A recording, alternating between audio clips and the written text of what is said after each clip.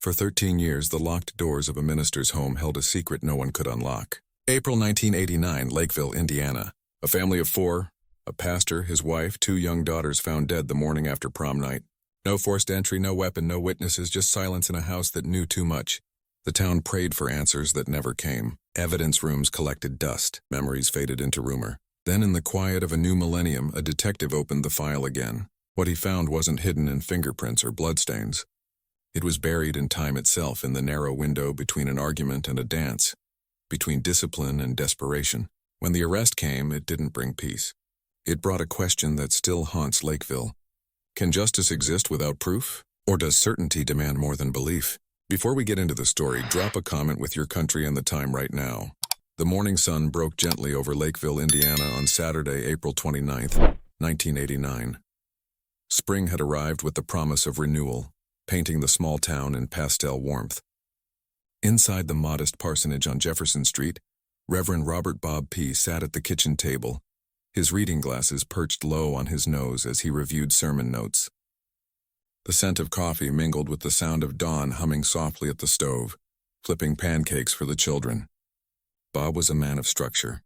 His congregation at the Olive Branch Church of the Brethren knew him as principled, devoted, and unyielding in his faith. At home, those same qualities translated into strict boundaries. Rules were not suggestions. Curfews were not negotiable, and on this particular morning, the topic of prom had already been discussed too many times. Jeff appeared in the doorway, still in his pajama pants and an old t-shirt. He was 17, lean and restless, caught between adolescence and adulthood. His hair was slightly too long for his. The father's taste and his eyes carried a quiet defiance that had been growing for months. "Dad, can we talk about tonight?" Jeff's voice was calm, measured. He had learned not to provoke too quickly. Bob looked up from his notes, his expression already set. "We've been over this, Jesse." Jeff hated being called Jesse at home. It felt like a leash, a reminder that he was still his father's son before he was his own person. "I know, but everyone's going. It's prom. It's not just a dance. It's a social event that requires responsibility," Bob interrupted, setting his pen down with deliberate care. "And you've shown me lately that responsibility isn't your priority." Dawn glanced over her shoulder, her face soft with concern. She had always been the mediator, the one who tried to smooth the edges between father and son. "Bob, maybe we can, Dawn, please." Bob's tone wasn't harsh, but it was final. Jeff's jaw tightened. He wanted to argue, to push back, to make his father see him as more than a rule to be enforced. But he swallowed the words, "I'll be responsible. I promise." Bob studied his son for a long moment. Then he nodded, but the conditions came swiftly. "You may go, but you'll be home by midnight. No exceptions, and you'll check in with your mother before you leave." Jeff exhaled, relief flickering briefly across his face. "Okay, thank you." Bob returned to his notes. The conversation effectively over. Dawn offered Jeff a small, encouraging smile as she plated the pancakes. In the living room, Janel and Jolene giggled over a cartoon on the television, their innocence untouched by the tension that had just unfolded. Later, members of the congregation would recall that morning. They described the Pye home as strict but loving, a place where faith and family intertwined tightly. Some said Bob's discipline came from devotion. Others whispered that it came from fear that the world would corrupt his children if he didn't hold the line. Jeff's friends remembered something else. They remembered his frustration, the way he would vent quietly about feeling suffocated. One friend would later tell investigators that Jeff had seemed unusually quiet in the days leading up to prom, as though something weighed on him that he couldn't quite name. But on that Saturday morning, none of it seemed unusual. Families argued, teenagers pushed boundaries, fathers held firm. It was ordinary. It was normal.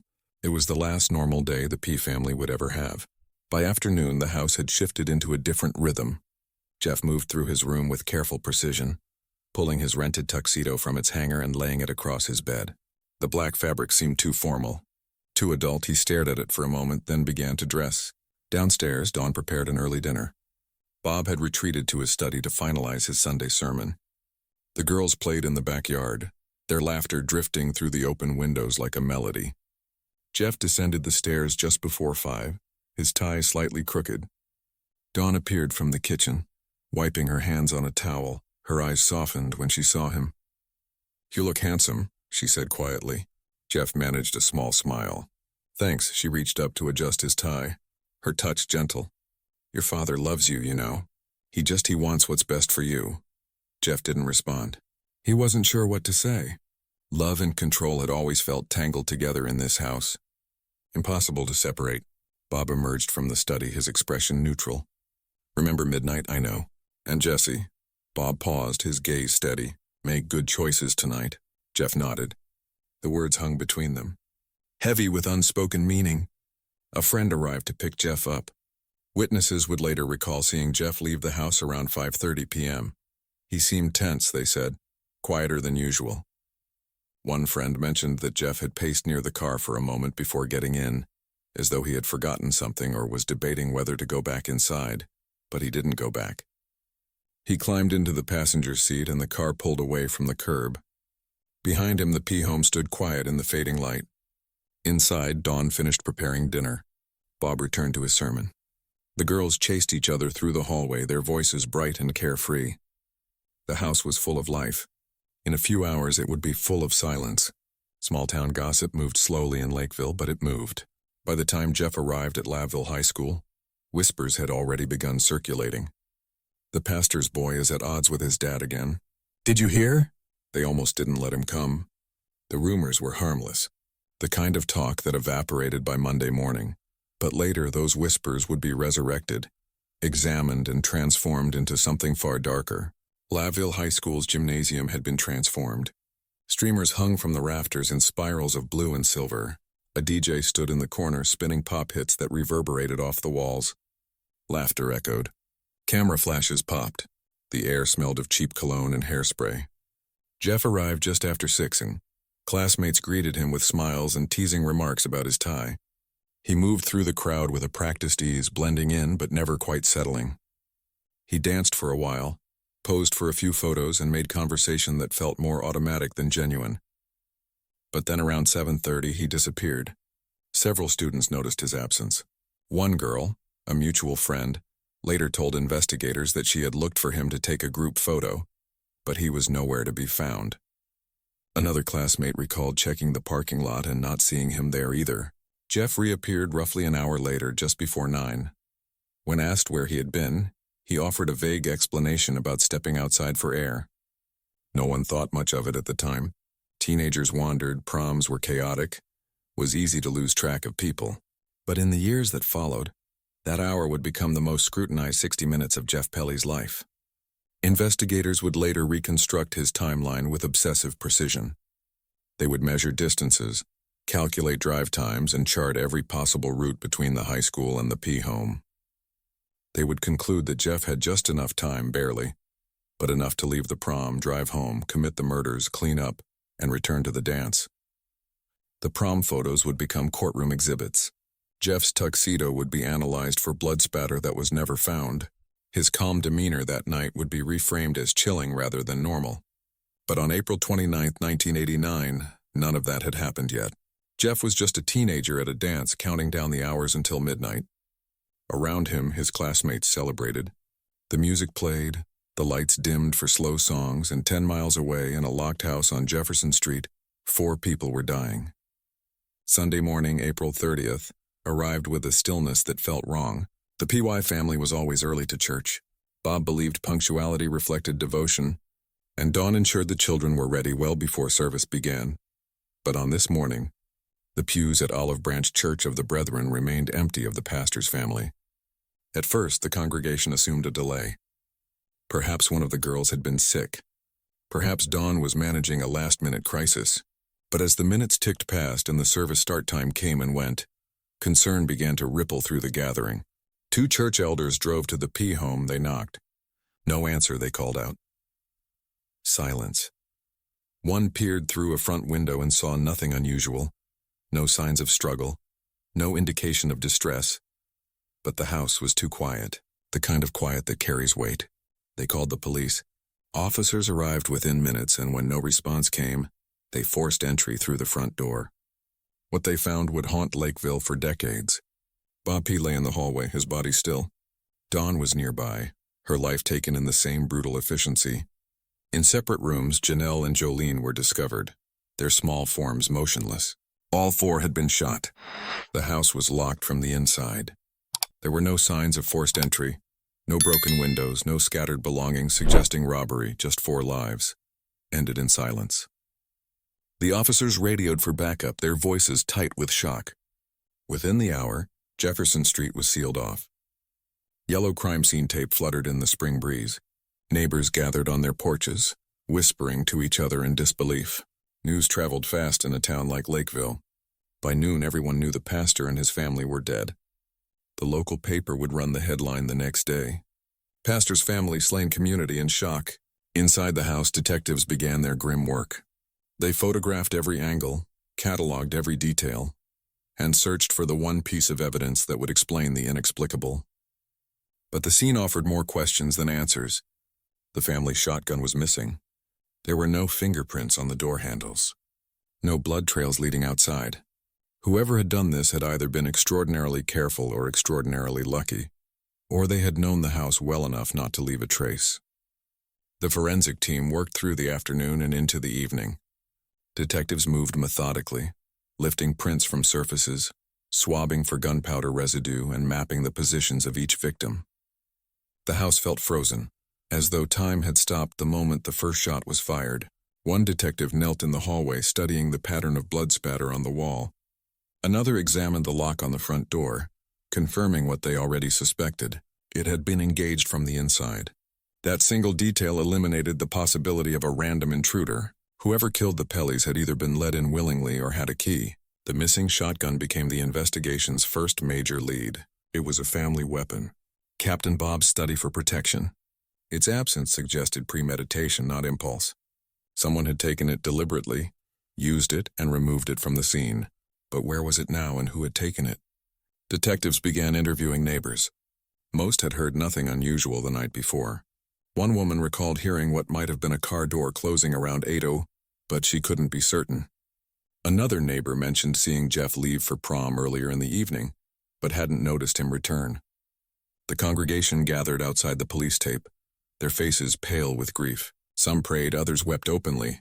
Bob P. had been their spiritual leader, the man who guided them through births, deaths, and everything in between. Don had organized the church potlucks. The girls had sung in the children's choir. Losing them felt like losing the heart of the community itself. One church elder spoke to a reporter, his voice breaking. This was a family of faith. Who could do this to them? Who could take them from us? The question echoed through Lakeville unanswered. Inside the police station, the lead detective sat at his desk, reviewing the initial findings. No forced entry, no robbery, no witnesses. The locked house suggested intimacy, someone the family knew, someone they trusted. But the brutality suggested rage, a deep and personal fury. He circled one name in his notes, Jeff Pye. The son had been at prom. Multiple witnesses confirmed it, but that unaccounted-for hour nagged at the detective. Where had Jeff gone? And why had he been so vague about it? For now, there wasn't enough to bring him in. Just suspicion, just a hunch. The detective closed the file and stared out the window at the darkening sky. Somewhere out there, a killer was walking free and the clock was already ticking. The funeral was held on a Thursday afternoon, 5 days after the murders. The church overflowed with mourners. People stood in the back, lined the aisles, and gathered outside in the parking lot. The entire town seemed to have come to say goodbye. 4 caskets sat at the front of the sanctuary. Bob's, Don's, Janel's, Jolene's flowers surrounded them in waves of white and pink. The air was thick with the scent of lilies and grief. Jeff sat in the front row, flanked by relatives. His face was pale, his expression unreadable. Some in the congregation watched him with sympathy, seeing a young man shattered by loss. Others watched him with something else, a quiet, growing suspicion. Why wasn't he crying? The question would be asked later, whispered in kitchens and church basement. People remembered how Jeff had stood apart during the viewing, his hands clasped in front of him, his gaze distant. They remembered how he had accepted condolences with polite nods, but offered little emotion in return. To some it looked like shock. To others it looked like guilt. The pastor who led the service spoke of faith tested by tragedy, of a family taken too soon, of trust in God's plan even when it made no sense. His words were meant to comfort, but they landed heavily. How could there be a plan in this? How could a father, a mother, and 2 innocent children be part of any divine design? After the service, the congregation filed past the caskets one last time. Jeff stood at the end, shaking hands, accepting embraces. A few people lingered, wanting to say something meaningful, but finding no words sufficient. One church member, an older woman who had known Bob for years, pulled Jeff aside. "I'm praying for you, Jesse. I'm praying for the truth to come out." Jeff looked at her, his eyes flat. "Thank you." She walked away unsettled, though she couldn't say why. Outside, detectives stood at a distance, watching. They had learned long ago that funerals often revealed more than evidence. Guilt had a way of surfacing in grief, of showing itself in small, telling gestures. They watched Jeff climb into a car with family members. They watched the mourners disperse. They watched the church empty, leaving only the echo of unanswered prayers. Back at the station, the lead detective added a note to the growing file. Suspect behavior observed at funeral detachment. Lack of visible emotion requires further investigation, but investigation required evidence, and evidence remained maddeningly absent. The case was marked inactive within weeks. The file was placed in storage, joining the rows of other unsolved homicides that lined the evidence room shelves. Detectives moved on to newer crimes, fresher leads. Lakeville tried to heal, but the wounds remained open and the questions never stopped. The 1990s passed slowly for Lakeville. The town rebuilt its routines, though the shadow of the P murders never fully lifted. The parsonage on Jefferson Street stood empty for years, its windows dark, its rooms untouched. No one wanted to live in a house where 4 people had died. Children grew up hearing the story as a cautionary tale, a reminder that evil could exist even in the safest places. Jeff P. became a ghost in local memory, the son who had lost his family, the teenager whose name was whispered with equal parts pity and doubt. Jeff himself moved away, trying to build a life beyond the tragedy. He attended college, found work, and avoided Lakeville whenever possible. The weight of suspicion followed him, but without charges, he remained free. Jessie P., the surviving sister, grew up in the care of relatives. She had been only 9 years old the night her family was killed, staying with friends during the prom. For years, she struggled to remember details. Therapists encouraged her not to force the memories, to let them surface naturally. But as Jessie matured, fragments began to return. She remembered the arguments between her father and Jeff. She remembered the tension that had filled the house in the weeks before the murders. She remembered being afraid, though she couldn't articulate why. In quiet moments, Jessie prayed for clarity. She prayed for justice and she prayed for peace, even though she wasn't sure what that would look like. Meanwhile, the case file gathered dust in the evidence room. Detectives occasionally pulled it out, reviewed the notes, and set it back on the shelf. There was nothing new to pursue. The missing shotgun had never been found. No witnesses had come forward. The timeline remained circumstantial at best. The P murders seemed destined to remain one of Indiana's enduring mysteries, a tragedy without resolution, a wound that would never fully heal. But in 2002, something changed. A new detective assigned to review cold cases as part of a departmental initiative opened the PY file. He read through the reports with fresh eyes, unencumbered by the frustration of the original investigators. He reconstructed the timeline, mapped the distances, and calculated the possibilities. And he came to a conclusion that the original detectives had suspected but never proven. Jeff P. was the only person who could have committed the murders. The detective brought his findings to the prosecutor's office. They reviewed the evidence together. The prom timeline, the locked house, the missing shotgun, the lack of forced entry, none of it was definitive. All of it was suggestive. The prosecutor made the decision. 13 years after the murders, they would charge Jeff P. Lakeville woke to the news on a cold morning in late 2002. The headlines screamed what many had suspected for over a decade. Pastor's son arrested for family murders. The case that had gone cold was suddenly burning again. The charging documents were filed in St. Joseph County Superior Court. 4 counts of murder. Each one carried the weight of a life taken, a family destroyed. Jeff P., now 30 years old, was arrested at his home. Neighbors watched as police led him away in handcuffs, his face calm, but his eyes betraying the shock of a man who had believed the past was finally behind him. The prosecutor held a press conference that afternoon. Reporters crowded the courthouse steps, cameras rolling, microphones extended.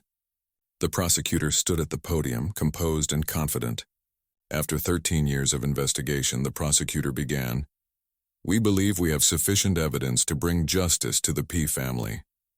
This case is built on a foundation of circumstantial evidence, motive, opportunity, and timeline. We believe Jeff Pye murdered his father, stepmother, and two half-sisters on the night of April 29, 1989, and then attended his high school prom as though nothing had happened. The words hung in the air, stark and accusatory. Reporters shouted questions. What physical evidence do you have? Is there a confession? How can you prove this after so many years? The prosecutor raised a hand for silence. We are confident in our case. The details will be presented in court. For now, we ask the community to trust the process and allow justice to move forward. The defense attorney assigned to represent Jeff issued a statement later that day. His tone was measured but firm. This is a case built on speculation, not evidence. There is no physical proof linking Jeff P. to these crimes. No weapon, no fingerprints, no DNA. We will vigorously defend him against these charges, and we believe the truth will prevail. Lakeville once again was divided. Some residents felt relief. Finally, after all these years, someone was being held accountable. The pastor's family would have justice. The case would have closure. Others felt uneasy. How could someone be charged with murder based on circumstantial evidence alone? What if the prosecutor was wrong? What if Jeff P. was innocent? The local news broadcasts ran special segments. Cold case breakthrough and justice delayed, not denied. Interviews with former church members aired nightly. Some spoke of Bob Pelley's devotion. Others spoke of the tension they had sensed between father and son. Jessie P., now an adult, released a brief statement through her attorney. I support the investigation and trust that the legal system will reveal the truth. My family deserves justice. Inside the county jail, Jeff sat in a cell, processing the reality of his situation. 13 years. He had lived 13 years believing the nightmare was over, that he could finally move forward. Now it was starting all over again. And this time the stakes were life in prison. Jury selection began in early 2006. The courtroom in St. Joseph County was packed daily, filled with spectators, journalists, and family members. The trial had become a media sensation, drawing attention from across Indiana and beyond. Selecting an impartial jury proved difficult. Nearly everyone in the region had heard of the P murders. The case had become part of local lore, a story told and retold until the details blurred into myth. The judge, a veteran of high-profile cases, conducted the selection process with careful deliberation. Potential jurors were questioned extensively about their knowledge of the case, their views on circumstantial evidence, and their ability to remain objective. After 2 weeks, a jury of 12 was seated. They ranged in age from mid-20s to late 60s. Some had children of their own, others had never married. They came from different towns, different backgrounds, different beliefs, but they all shared one responsibility to determine whether Jeff Pye had murdered his family. The defense attorney moved to exclude certain testimonies, arguing that without physical evidence, the case relied too heavily on speculation and emotion. The judge denied most of the motions, ruling that the circumstantial nature of the evidence did not make it inadmissible. That decision would shape everything that followed. On the morning of the trial's first day, the courtroom buzzed with anticipation. Jeff sat at the defense table dressed in a dark suit, his expression unreadable. His attorney sat beside him, reviewing notes. Across the aisle, the prosecutor organized exhibits, photographs, timelines, witness statements. The families of the victims filled the front rows. Jessie P. sat among them, her hands folded in her lap, her gaze fixed on her brother. Their eyes met briefly, then both looked away. The judge entered and the room rose. Please be seated, he said, his voice calm and authoritative. We are here in the matter of the state of Indiana versus Jeff P. Is the prosecution ready? Yes, Your Honor. Is the defense ready? Yes, Your Honor. The judge nodded. Very well. The prosecution may deliver its opening statement. The prosecutor rose, buttoned his jacket, and approached the jury. He paused for a moment, letting the silence settle. Then he began. April 29, 1989. A father tells his son he can attend prom but sets conditions, boundaries meant to teach responsibility. The son, 17 years old, feels suffocated. He wants freedom. He wants to break away. And so on the night that should have been filled with music and laughter, he makes a choice that destroys his family, a choice that leaves 4 people dead. The prosecutor's voice was steady, almost conversational, but every word carried weight. We will show you that Jeff P. had the motive, the opportunity, and the means to commit these murders. We will show you that he left prom for an unaccounted hour, just enough time to drive home, kill his family, and return to the dance. We will show you that no one else could have done this, and we will ask you at the end of this trial to deliver justice for Bob, Dawn, Janel, and Jolene P. He returned to his seat. The jury sat in silence, absorbing the narrative they had just been handed. Then the defense attorney stood. He approached the jury with a different energy, quieter, more reflective. He didn't pace. He stood still, his hands resting lightly on the jury box rail. The prosecution just told you a story, he began. A tragic, terrible story, but a story is not evidence. A story is not proof. And in this courtroom, proof is the only thing that matters. He paused, letting the words settle. Jeff P. lost his father, his stepmother, and his two sisters on April 29, 1989. He was 17 years old. He went to prom that night because he didn't know they were dead. He danced, he laughed. He posed for pictures, and then he came home to a nightmare. The attorney's voice softened. The prosecution will tell you that Jeff had a motive because he argued with his father. But how many teenagers argue with their parents? How many of us in this room right now had conflicts with our fathers or mothers when we were 17? Does that make us murderers? A few jurors shifted uncomfortably. They will tell you Jeff had the opportunity because he was gone from prom for an hour. But being absent from a dance is not the same as committing murder. And they will tell you Jeff had the means because the family shotgun is missing, but they have no evidence. None that Jeff ever touched that weapon. The attorney straightened, his tone firming. No fingerprints, no blood, no weapon, no confession. No physical evidence of any kind. What the prosecution has is a theory, a timeline, a suspicion. But suspicion is not guilt. And in America, we do not convict people based on suspicion. He returned to his seat. The courtroom was silent. The judge looked to the prosecution. You may call your first witness. The trial had begun. The prosecution's case unfolded over the next 2 weeks. Witness after witness took the stand, each adding another piece to the narrative puzzle. A former classmate testified about Jeff's behavior at prom. He seemed normal, she said.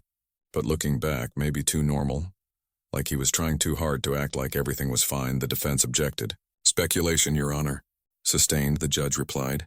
The jury will disregard the witness's interpretation, but the damage was done. The jury had heard it. A church elder testified about the tension he had observed between Bob and Jeff. Bob was strict. He said he loved his son, but he didn't bend. And Jeff was pulling away. You could see it. The prosecutor leaned forward. Did you ever hear Jeff express anger toward his father? The elder hesitated. Not anger exactly, more like frustration, like he felt trapped. Trapped? The prosecutor repeated, letting the word linger. A forensic expert testified about the timeline using maps, photos, and calculations. He demonstrated that Jeff could have driven from the high school to his home, committed the murders, and returned to prom within the unaccounted hour. It's tight, the expert admitted under cross-examination, but it's possible. Possible, the defense attorney echoed, but not proven. Correct. The prosecution introduced the prom photos. The jury studied them in silence. Jeff in his tuxedo, smiling beside classmates, seemingly carefree. The prosecutor argued that the photos demonstrated a chilling detachment, an ability to compartmentalize horror. The defense countered that the photos simply showed a teenager who didn't yet know his family was dead. The motive was dissected endlessly. The argument over prom, the strict household, the teenage desire for independence. The prosecution painted it as rage unleashed. The defense painted it as normal family friction but without physical evidence. The case came down to interpretation, and interpretation could sway either way. At the midpoint of the trial, the prosecutor introduced a new angle. Jeff's behavior in the days following the murders. Witnesses testified that he had been calm, almost stoic. One relative recalled Jeff organizing funeral arrangements with unsettling efficiency. The defense objected repeatedly, arguing that grief manifests differently in everyone. The judge allowed the testimony but reminded the jury to consider context. The defense's turn came next. They called forensic experts who testified that the crime scene had been poorly preserved, that crucial evidence may have been lost or contaminated. They called character witnesses who described Jeff as a gentle, thoughtful young man incapable of violence. Teachers spoke of his academic dedication. Friends spoke of his kindness. But the most anticipated moment came when the defense attorney called Jeff P. to the stand. The courtroom stilled. Jeff rose, straightened his tie, and walked to the witness box. He was sworn in, his voice steady but quiet. The defense attorney began gently. Jeff, can you tell the jury what happened on April 29th, 1989? Jeff took a breath. I woke up that morning like any other Saturday. My dad and I had talked about prom the night before. He said I could go, but I had to be home by midnight. I was fine with that. I got ready. My friend picked me up and we went to the dance. Did you argue with your father that day? No. We had argued before about prom, but that morning everything was settled. And at prom, you left for about an hour. Where did you go? Jeff hesitated. I stepped outside. I needed air. I was nervous about the whole night. The dance, the curfew, everything. I just walked around the parking lot for a while. Did you go home? No, did you kill your family? Jeff's voice broke slightly. No, I love them. The prosecutor's cross-examination was relentless. He focused on inconsistencies in Jeff's recollection, on the vagueness of his explanation for leaving prom, on his calm demeanor in the days after the murders. Isn't it true, Mr. P, that you felt suffocated by your father's rules? I was frustrated sometimes, but I didn't hate him. Isn't it true that you wanted freedom? I was 17. Of course, I wanted some independence. And isn't it true that on April 29, 1989, you decided to take that freedom by any means necessary? No, that's not true. The prosecutor leaned closer. Then explain to this jury why you can't account for that hour. Explain why you were the only person with access to the house. Explain why no one else had a motive. Jeff's attorney objected. Argumentative, sustained, but again, the question had been planted. Jeff stepped down from the stand. Exhausted, the jury watched him return to his seat, their faces unreadable. Closing arguments arrived after 3 weeks of testimony. The courtroom was standing room only. The prosecutor approached the jury with confidence. Ladies and gentlemen, this case is about one thing: accountability. For 13 years, Jeff P. has lived free while his family has lain in graves. The defense wants you to believe that the lack of physical evidence means innocence. But ask yourselves, who else could have done this? He gestured toward the exhibits. The house was locked. No forced entry. The family shotgun is missing. And Jeff P. had motive. A teenager desperate for freedom. He had opportunity. An unaccounted hour during prom. And he had means access to the weapon. The prosecutor's voice rose. He killed his father because he was tired of the rules. He killed Dawn because she was a witness. And he killed 2 innocent little girls because they were there. Then he went back to prom and smiled for photos. He paused, letting the horror sink in. Justice has waited 13 years. Don't make it wait any longer. The defense attorney's closing was quieter, but no less passionate. The prosecution has built a house of cards. No weapon, blood, no fingerprints, no confession. They are asking you to convict a man based on a theory, a story they've constructed to fit their narrative. He looked each juror in the eye. But this is not a story. This is a man's life, and the burden of proof is on the state. Not maybe, not probably, beyond a reasonable doubt, he gestured toward Jeff. Jeff P. lost everything that night. His family, his childhood, his peace, and now the state wants to take the rest of his life based on speculation. The attorney's voice dropped. If you have doubt, any doubt, you must acquit. Because in this country, we do not convict people based on suspicion. We convict them based on proof, and the proof simply isn't there. He returned to his seat. The judge instructed the jury on the law, on the meaning of reasonable doubt, on their duty to weigh evidence objectively. Then he dismissed them to deliberate. The courtroom emptied slowly. Jeff was escorted back to holding. The families retreated to separate waiting rooms. Reporters gathered outside speculating on how long the jury would take. Hours turned into days. The jury sent notes requesting clarification on testimony, asking to review exhibits. Each note sent ripples of anxiety through both sides. On the 3rd day, the jury sent word they had reached a verdict. The courtroom filled within minutes. Jeff was brought in, his face pale. The families took their seats, tension crackling in the air. The jury filed in, their expressions carefully neutral. The judge asked the foreperson to stand. Has the jury reached a verdict? We have, Your Honor. On the charge of murder in the death of Robert Pye, how do you find guilty?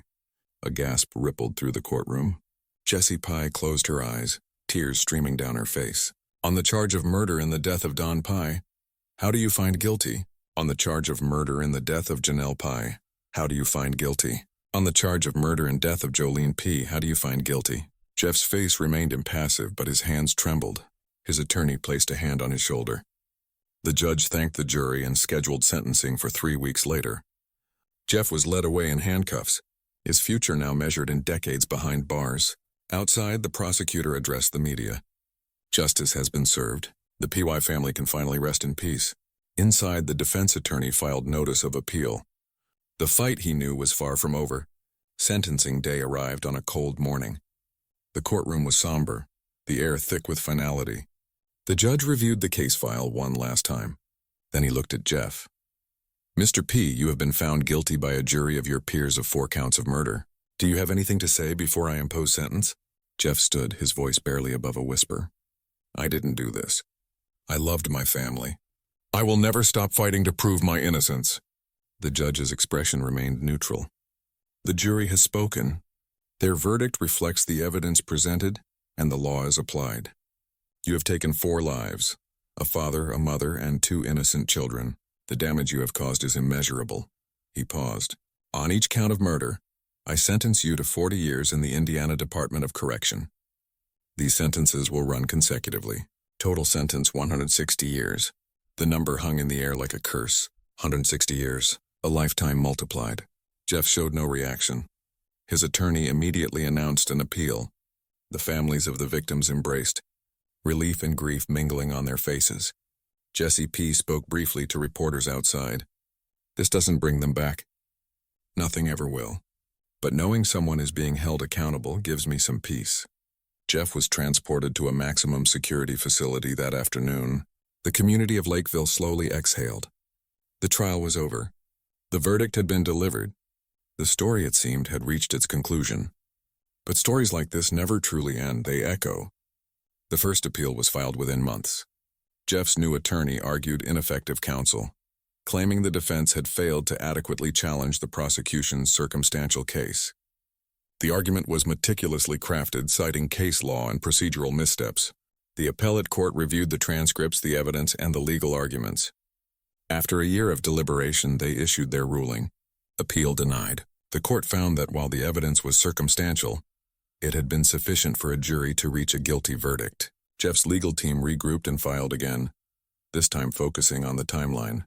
They hired independent experts who argued that the prosecution's calculations were flawed, that the window of opportunity was narrower than presented, perhaps even impossible. The court reviewed and again denied. A third appeal centered on the admission of certain testimonies, the witnesses who had characterized Jeff's behavior as suspicious or detached. The defense argued that these characterizations were prejudicial, that they had influenced the jury without providing factual evidence. The court's response was consistent. The trial judge had acted within his discretion. Appeal denied. With each denial, Jeff's hope dimmed slightly, though he refused to abandon the fight. Letters poured out from his prison cell to lawyers, to advocacy groups, to journalists. He told his story again and again, insisting on his innocence. Some believed him. Wrongful conviction organizations began to take notice. They reviewed the case file and saw what Jeff's defenders had always seen: a conviction built on theory rather than proof. Websites appeared. Online forums debated the evidence. Amateur sleuths dissected the timeline, searching for the flaw that would unravel the prosecution's case. But in the legal system, belief wasn't enough. New evidence was required, something concrete, something that had been missed or hidden. And despite years of searching, nothing emerged. The shotgun remained missing. No new witnesses came forward. No confessions surfaced.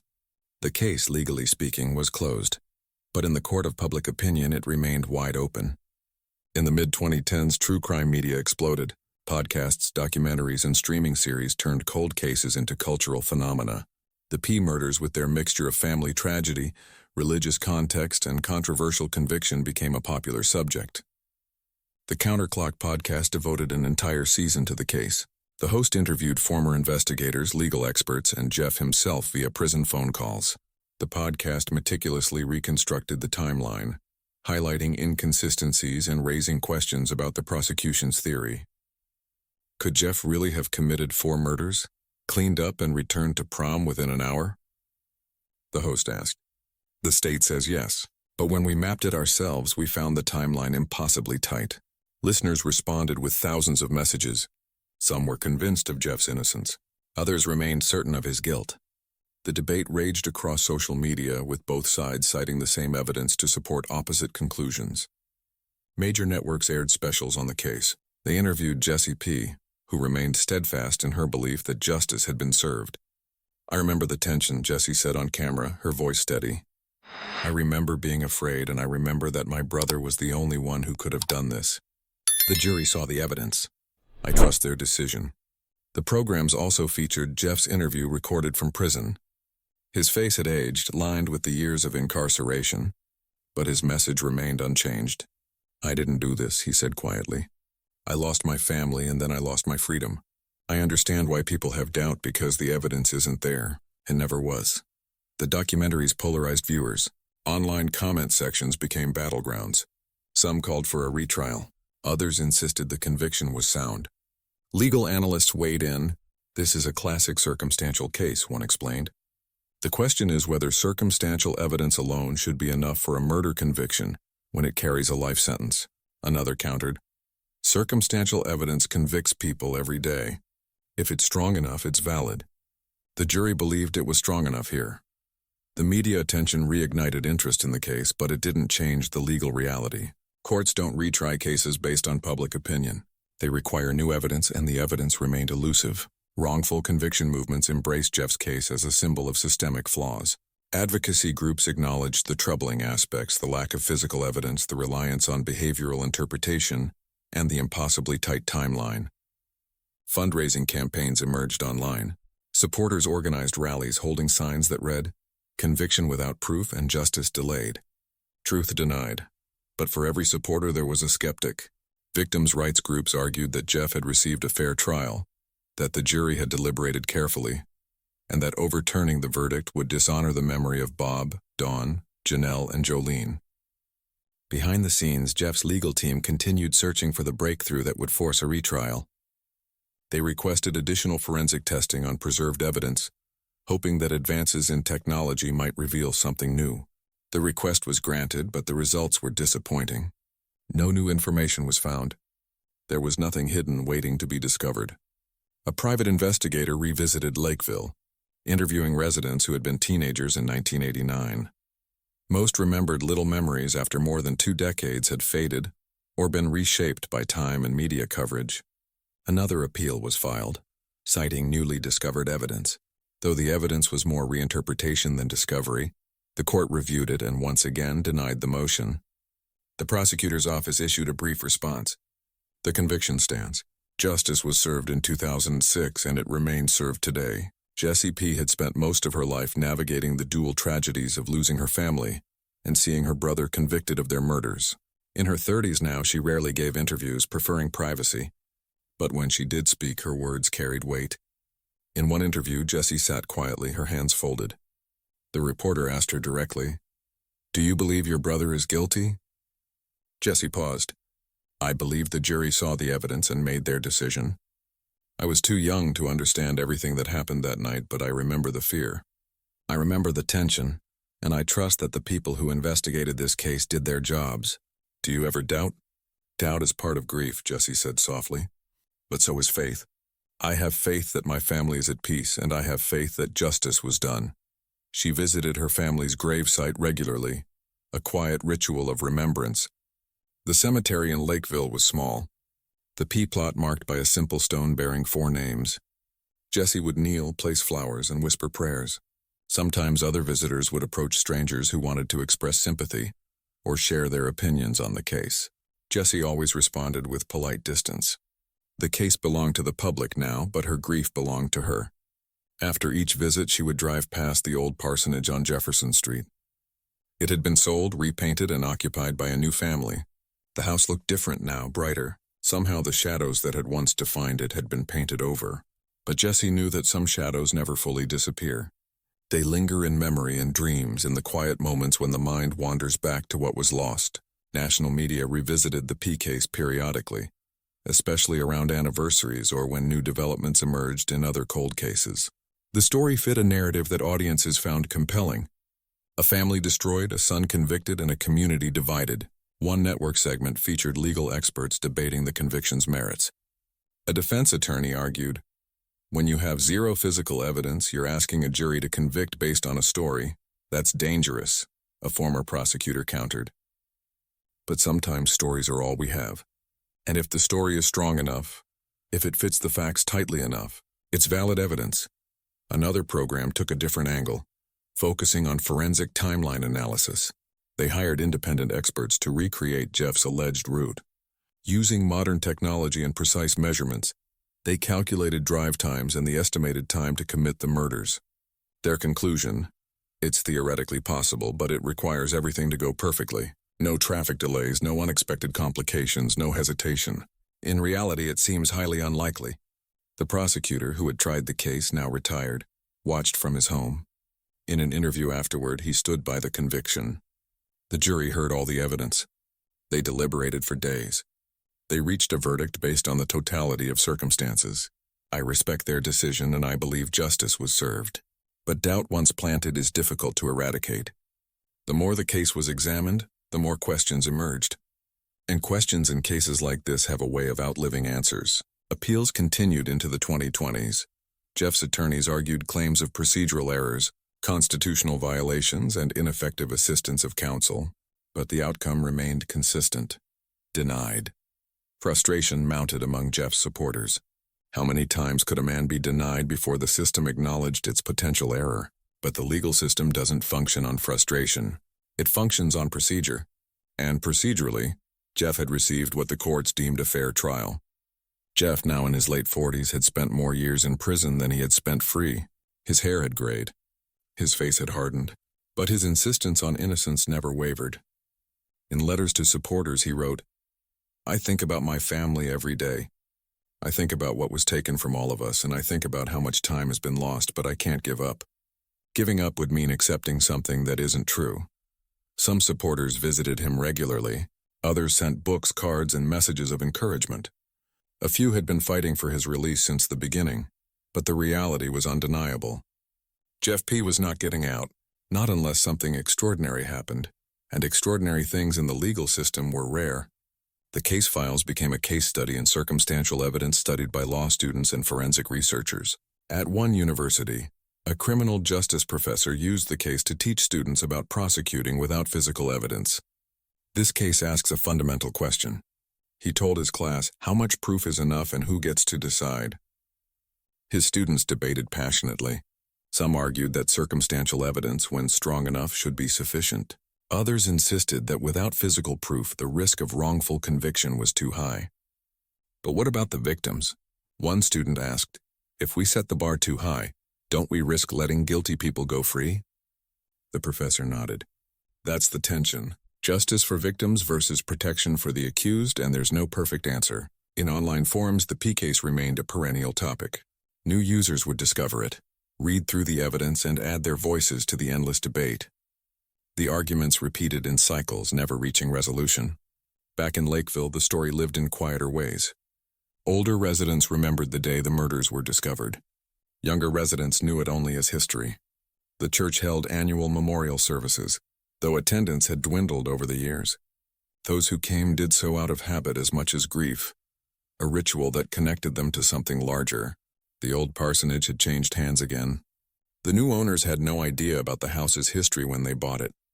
When they eventually learned, they considered selling but ultimately stayed. "It's just a house," the husband said. "What happened here was terrible, but we can't let the past define our future." Still, some nights when the wind rattled the windows, they would think about the family who had died there, and they would wonder what really happened on that April night. The legacy of the P murders extended far beyond one family or one conviction. It became part of the larger conversation about justice, doubt, and the limits of certainty. True crime documentaries continued to feature the case, each one adding new perspectives. One podcast released an updated epilogue, reflecting on how the case had influenced discussions about wrongful convictions. The P case shows us that closure is complicated. The host said, "The family got a verdict, but did they get the truth?" That's a question we may never be able to answer. The case had become a defining part of the town's identity, a story that residents carried with them, passed down through generations. The annual memorial service at the church had become a tradition, a way for the community to process its collective trauma. Each year, the current pastor would speak about healing, about moving forward while honoring the past. We remember Bob, Dawn, Janel, and Jolene not for how they died, but for how they lived. He would say they were people of faith, of love, of service, and that's the legacy we choose to carry forward. Candles would flicker in the evening light. Voices would join in hymns, and for those moments, the community would find a fragile peace. But the questions never fully disappeared. They lingered like shadows present even in the light. Decades after the murders, the story remained unresolved in the hearts of those who lived it. Jeff maintained his innocence from behind bars. Jessie maintained her faith in the verdict. The town maintained its divided memory, and the truth, whatever it was, remained locked in the silence of that April night, buried somewhere between what was proven and what was believed, between justice delivered and certainty forever out of reach. The Pye murders became more than a crime. They became a reflection of how we grapple with the unknowable, how we seek closure in a world that rarely offers it, and how we live with questions that have no easy answers. In the end, perhaps that was the most haunting truth of all. Not that the case was solved, but that even with a conviction, with a verdict, with a sentence served, the deepest questions remained. And in a small Indiana town, where faith once promised answers, and community promised safety, those questions still echo through empty church pews and quiet streets. A reminder that some mysteries persist, not because evidence is missing, but because certainty itself is an illusion we can never quite grasp.